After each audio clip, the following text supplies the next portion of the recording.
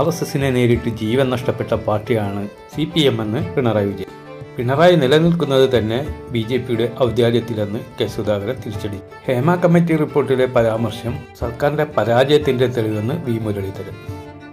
ഇനി തെറിക്കാനുള്ളത് വൻ സ്രാവിന്റെ കുറ്റി, 2ാം വിക്കറ്റും വീണു KT ജലീൽ. മലപ്പുറം പോലീസിൽ വൻ അഴിച്ചുപണി, SP S ശശിധരനെ സ്ഥലം മാറ്റി. സാമൂഹ്യ മാധ്യമങ്ങൾ ഉപയോഗിക്കുന്നതിന് 16 വയസ്സിന് താഴെയുള്ളവർക്ക് വിലക്കുമായി ഓസ്ട്രേലിയ. കറണ്ട് ബില്ല് അടച്ചില്ല, ഫ്യൂസ് വരാനെത്തിയ KSEB ജീവനക്കാരനെ പൊതിരെ തല്ലി. വീട്ടുടമയെ പോലീസ് അറസ്റ്റ് ചെയ്തു. റോബിൻ ബസ് നടത്തുന്നത് നിയമലംഘനം, സർക്കാർ വാദം ഹൈക്കോടതി ശരിവെച്ചു.